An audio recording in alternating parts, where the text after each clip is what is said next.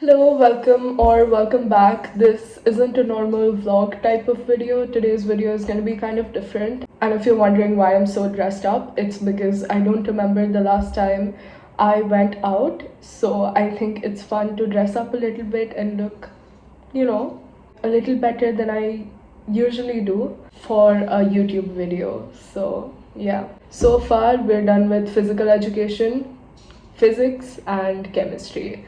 So I have my paper right here. Let's start off with physical education. Now I started off while going to the exam hall. I had high hopes, like really high hopes. I studied a lot, like I actually studied a lot. And I feel like even the mistakes that I did make, they were really silly mistakes. Okay, so we're gonna discuss what mistakes I made. And honestly, I'm not going to say any expected marks or anything because you never know if the person who's checking your paper is really nice or if they'll give you marks for certain questions or not. So I'm not going to expect anything. So first of all, when it comes to my PE paper, I had high expectations. I scored 67 in my pre-board, as I've mentioned before. So I was like, if I can score this much in my pre-board, then boards are supposedly easier. So I might be able to score full. So that was my goal, but unfortunately, I definitely could not reach my goal. The MCQs started off fine. Okay, I was okay with it. I messed up one assertion reasoning question. I sat there and contemplated. I was like, non-nutritive is a part of balanced diet or not? So, if a person has common sense, they would think that a non-nutritive component is also water, and water is necessary for a balanced diet. But I, on the other hand, overthinked a lot. I sat there in the exam hall, and I'm one of those people who completes their paper immediately, like as soon as possible. I completed within an hour and a half or so, and I finished it. And then I was just sitting there and I was going through my MCQs, and then I sat and I overthinked, and then I messed it up. I changed my answer last moment, and then I got it wrong. So yeah, that just went away. And then second of all, we used the Saraswati publication of physical education, and in that book it was not mentioned who the founder of Paralympics was. And I literally scanned my book, I read every single line of it, and it was not mentioned in our book. So obviously, I lost a mark there and I got it wrong, and I feel so guilty for that because someone told me that Zaki sir's lecture also contained who was the founder as well. So you're telling me if I could have watched that lecture, I could have saved a mark. And it might not seem like a big deal, like ek hi mark hai, but the thing is, my physics and chemistry are really weak. So I needed to do well in this so that my overall would be okay. And I know many people also say that boards don't matter, but to be very honest, I worked really hard for this subject as well. And I was just upset that I could not score up to my potential.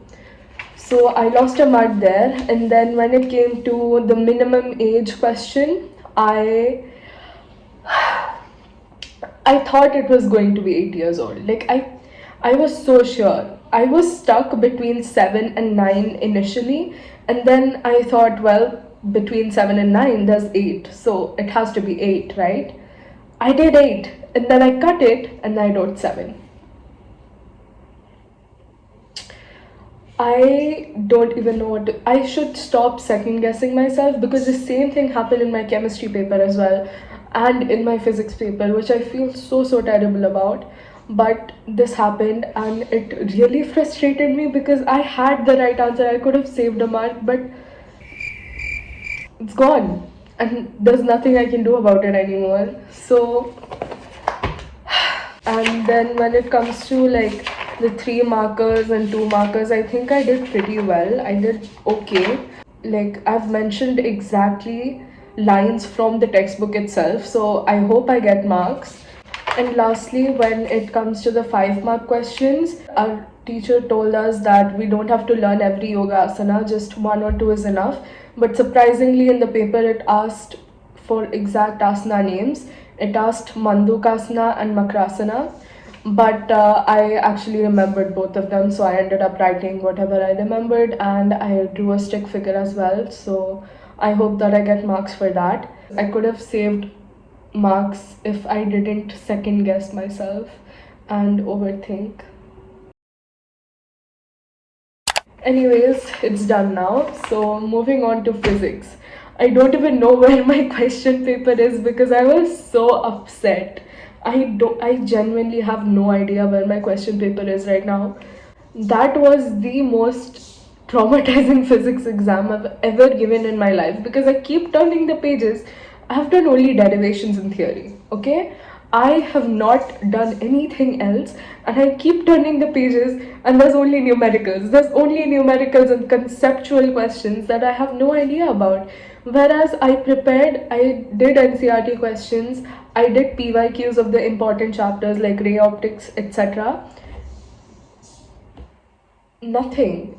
I think the only question that I recognized that I've seen before was this question of the potential of torque, and that came in a 5 marker. The other questions I was blank.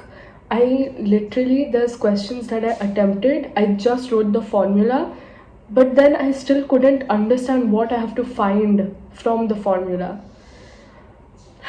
It was the most frustrating paper I've ever given in my entire life, and I never want to give a paper like that ever again. CBSE was just so wrong for this because considering the fact that for after my P exam 3 days I studied continuously, and I agree I scroll a lot, but these 3 days I controlled myself. I did not scroll that much. I gave it my all.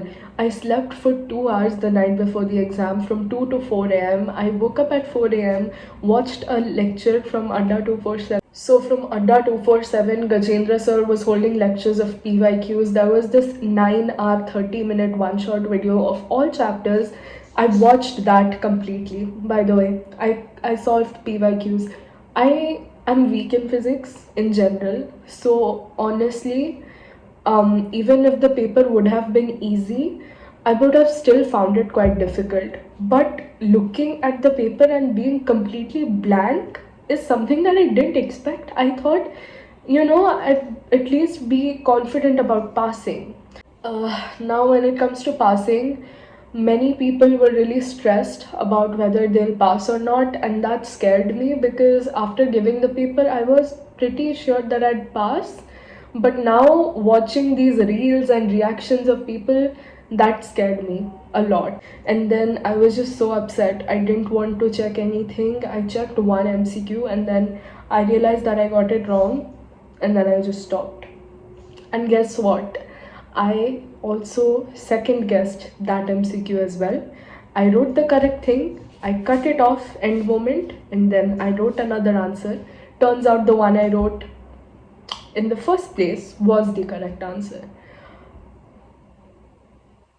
I don't know why I keep doing this in every single paper, but anyways, I felt really upset about the way physics went, and then we had chemistry. First of all, I really like the way they made these little benzene, no, cyclohexane rings. I noticed that the moment we got the paper. It was really nice. So when it comes to chemistry, my teacher had already told me that it won't be as difficult as the physics paper first of all, and he was correct. My seniors advised me to do questions from the NCRT itself. They were also right. I think I did pretty okay. I did average, honestly. I have talked about it on Instagram about how it went. So everything was really easy, and I could have easily scored about 60 or 60 above. But the only problem was that I didn't do coordination compounds in depth because I thought VBT, valence bond theory, was important, and I forgot about CFT. So I didn't read that properly, and unfortunately that came as a case-based question. So that's where I got stuck.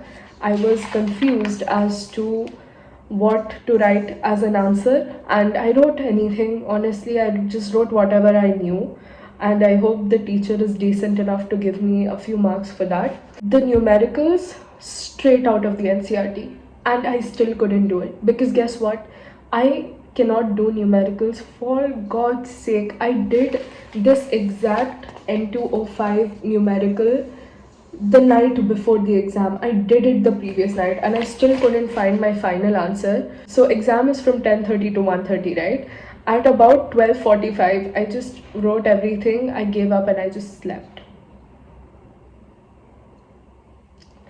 Because I just couldn't solve it anymore and I was done with everything else.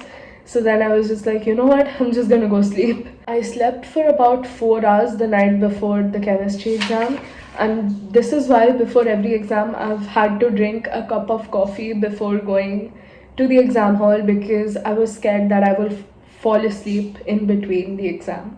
Chemistry was really good. CBSE did us really good with the chemistry paper.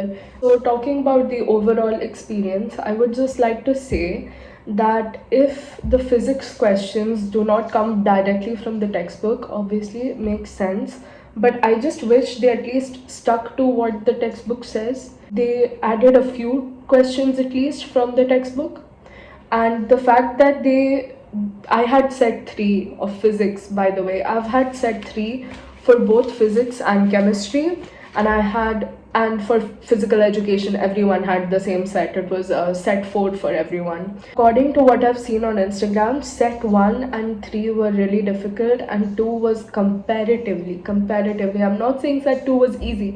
I'm saying comparatively easier than the other 2 sets. But obviously I'm not sure because I didn't really go through set 1 or set 2. I only had set 3 and that's the only questions that I've seen.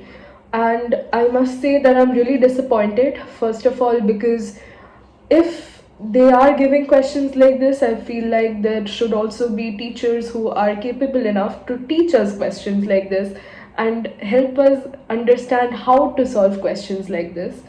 And second of all, I also went through Google. I searched some stuff. There were reels about lenient checking and that there will be grace marks given. I will drown if there are no grace marks awarded. So I would just like to say that overall, physical education was a little difficult. Physics was completely gone case, and chemistry was a good paper. When I look at other study YouTubers or other study accounts on Instagram or so, I cannot help but feel like I will score the least out of every single one of them. And I know I have tried my best, and I know that I gave it my all. I genuinely gave it my all. But just to feel this, but I just don't like how I keep comparing myself. And if you've subscribed to me for a while or if you've been following for a while, you know that I am completely transparent with whatever marks I get all the time. So nonetheless, I will be doing the same for my class 12 boards as well. I just want to say that if I end up not getting a 90, or which I probably won't, honestly, like if you consider best of 5, there are chances I might get, but I don't know. So now I have a huge gap. On 11th I have English, then 18th I have painting, and then on 25th of March I have bio, which will be my last board exam. So I kind of wanted to just confess beforehand that just because I post study content does not mean that I'm some kind of really good student who's a topper. I am honestly just an average student who is trying her best. And at the end of the day, I just hope that we all score well. That's pretty much it. Bye.